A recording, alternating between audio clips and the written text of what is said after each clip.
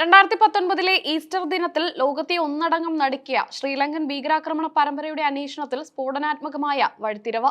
ശ്രീലങ്കൻ രഹസ്യാന്വേഷണ വിഭാഗം മുൻ മേധാവി retired major general Suresh Sallay അറസ്റ്റിലായതോടെ ആധുനിക ശ്രീലങ്ക കണ്ട ഏറ്റവും വലിയ കൂട്ടക്കുരുതിക്ക് പിന്നിലെ ഗൂഢാലോചനയുടെ ചുരുളഴിയുകയാണ്. ബുധനാഴ്ചയാണ് സുരേഷ് സാലയെ ലങ്കൻ സുരക്ഷാ സേന അറസ്റ്റ് ചെയ്തത്. ഭീകരാക്രമണത്തിന് ഗൂഢാലോചന നടത്തി ഭീകരർക്ക് സഹായവും പ്രേരണയും നൽകി തുടങ്ങിയ അതീവ ഗുരുതരമായ കുറ്റങ്ങളാണ് ഇയാൾക്കെതിരെ ചുമത്തിയിരിക്കുന്നത്. അന്വേഷണത്തിന്റെ ആദ്യഘട്ടം മുതൽ സംശയനീഴലായിരുന്ന ഇയാളുടെ അറസ്റ്റ് രാജ്യാന്തര തലത്തിൽ തന്നെ വലിയ ചർച്ചകൾക്ക് വഴിവെച്ചിട്ടുണ്ട്. നിലവിൽ സാലെ അന്വേഷണത്തോടെ അധികൃതരോടോ സഹകരിക്കാൻ തയ്യാറായിട്ടില്ല എന്നാണ് പുറത്തുവരുന്ന വിവരം. തനിക്ക് വേണ്ടി കോടതിയിൽ ഹാജരാകാൻ അഭിഭാഷകനെ പോലും നിയോഗിക്കാൻ അദ്ദേഹം തയ്യാറായിട്ടില്ല. ഇത് അന്വേഷണ ഉദ്യോഗസ്ഥരെ കൂടുതൽ സംശയത്തിലാക്കുന്നുണ്ട്. നിശബ്ദത പാലിക്കുന്നതിലൂടെ കൂടുതൽ വിവരങ്ങൾ പുറത്തുപോകാതിരിക്കാനാണ് സാലെ ശ്രമിക്കുന്നതെന്ന് നിരീക്ഷിക്കപ്പെടുന്നു. പ്രാഥമിക ഘട്ടത്തിൽ അന്താരാഷ്ട്ര ഭീകര സംഘടനയായ ICC-യുമായി ബന്ധമുള്ള പ്രാദേശിക ഇസ്ലാമിക തീവ്രവാദ ഗ്രൂപ്പുകളാണ് ആക്രമണത്തിന് പിന്നിലെന്നായിരുന്നു കരുതപ്പെടുന്നത്.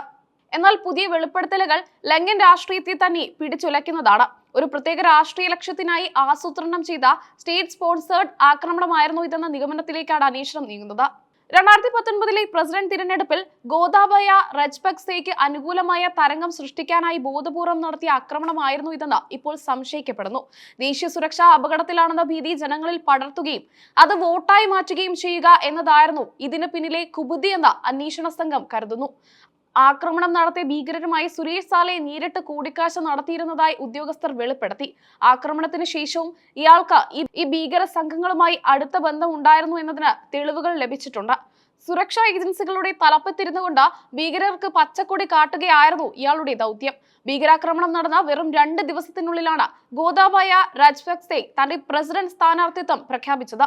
രാജ്യം കടുത്ത ഭീഷണിയിലാണെന്നും താൻ അധികാരത്തിലെത്തിയാൽ ഭീകരരെ അടിച്ചമർത്തുമെന്നുമായിരുന്നു അദ്ദേഹത്തിന്റെ പ്രധാന വാഗ്ദാനം. ജനങ്ങൾ ഈ വാഗ്ദാനത്തിൽ ആകൃഷ്ടരാവുകയും രജപക്സെ വൻ ഭൂരിപക്ഷത്തിൽ അധികാരത്തിൽ വരികയും ചെയ്തു. അധികാരമേറ്റ ഉടൻ തന്നെ ഗോതാബയ രജപക്സെ ചെയ്ത പ്രധാന കാര്യങ്ങളിലൊന്ന് സുരേഷ് സാലയെ സ്റ്റേറ്റ് ഇന്റലിജൻസ് സർവീസിന്റെ തലവനായി നിയമിക്കുക എന്നതായിരുന്നു. സാധാരണഗതിയിൽ സിവിൽ ഉദ്യോഗസ്ഥർ വഹിക്കുന്ന ഈ പദവിയിൽ ഒരു സൈനിക ഉദ്യോഗസ്ഥനെ നിയമിച്ചത് അന്ന് തന്നെ വിവാദമായിരുന്നു. ഉപകാര സ്മരണയായിരുന്നു ഈ നിയമനമെന്ന് ഇപ്പോൾ പരക്കെ വിശ്വസിക്കപ്പെടുന്നു. ഭരണമാറ്റങ്ങൾ അന്വേഷണത്തിന്റെ ഗതി മാറ്റി. നാഷണൽ പീപ്പിൾസ് പവർ അധികാരത്തിലെത്തുകയും അനുരാഗ് കുമാര ദിസനായകയെ പ്രസിഡന്റ് ആവുകയും ചെയ്തതോടെയാണ് സുരേഷ് സാലയുടെ വീഴ്ച ആരംഭിച്ചത്. പുതിയ സർക്കാർ അധികാരമേറ്റ ഉടൻ തന്നെ സാലയെ ഇന്റലിജൻസ് മേധാവി സ്ഥാനത്ത് നിന്നും നീക്കം ചെയ്യുകയും സ്തംഭിച്ചു നിന്ന ഈസ്റ്റർ ആക്രമണ കേസ് പുനരാരംഭിക്കുകയും ചെയ്തു. ഭീകരാക്രമണത്തിന്റെ ഇരകൾക്ക് നീതി തേടി ശ്രീലങ്കയിലെ കത്തോലിക്ക സഭ വർഷങ്ങളായി വലിയ പോരാട്ടത്തിലാണ്. സഭയുടെ നിരന്തരമായ സമ്മർദ്ദവും അന്താരാഷ്ട്ര തലത്തിലുള്ള ഇടപെടലുകളുമാണ് അന്വേഷണം വീണ്ടും ഊർജിതമാക്കാൻ കാരണമായത്. ഈസ്റ്റർ ദിനത്തിൽ കൊല്ലപ്പെട്ടവരുടെ കുടുംബങ്ങൾ സാലയുടെ അറസ്റ്റിനെ വലിയ പ്രതീക്ഷയോടെയാണ് കാണുന്നത്. കത്തോലിക്ക സഭാ നേതൃത്വം സാലയുടെ അറസ്റ്റിനെ പൂർണ്ണമായും സ്വാഗതം ചെയ്തു. ഞങ്ങൾ രാഷ്ട്രീയത്തിനപ്പുറം സത്യം മാത്രമാണ് ആഗ്രഹിക്കുന്നത്. ഞങ്ങളുടെ വിശ്വാസികൾ എന്തിനാണ് കൊല്ലപ്പെട്ടതെന്ന് ലോകം അറിയണം. ഇരകൾക്ക് നീതി ലഭിക്കണം എന്ന് ഫാദർ സിറിൽ ഫെർണാണ്ടോ പ്രതികരിച്ചു. സത്യം പുറത്തു വരുന്നതുവരെ സഭയുടെ പോരാട്ടം തുടരുമെന്നും അദ്ദേഹം വ്യക്തമാക്കി. ബ്രിട്ടീഷ് മാധ്യമമായ ചാനൽ 4 പുറത്തുവിട്ട ശ്രീലങ്ക ഈസ്റ്റർ ബോംബിംഗ്സ് എന്ന ഡോക്യുമെന്ററി ഈ കേസിൽ നിർണായകമായി. സാലയും ആക്രമണകാരികളും തമ്മിലുള്ള രഹസ്യ കൂടിക്കാഴ്ചകളെക്കുറിച്ച് വിസിൽ ബ്ലോവർമാർ ഇതിൽ വെളിപ്പെടുത്തിയിരുന്നു. ആക്രമണം തടയാൻ ശേഷി ഉണ്ടായിട്ടും രാഷ്ട്രീയ നേട്ടത്തിനായി സുരക്ഷാ ഉദ്യോഗസ്ഥർ കണ്ണടച്ചുവെന്ന ആരോപണം ചാനൽ 4 ആണ് ആഗോളതലത്തിൽ എത്തിച്ചത്.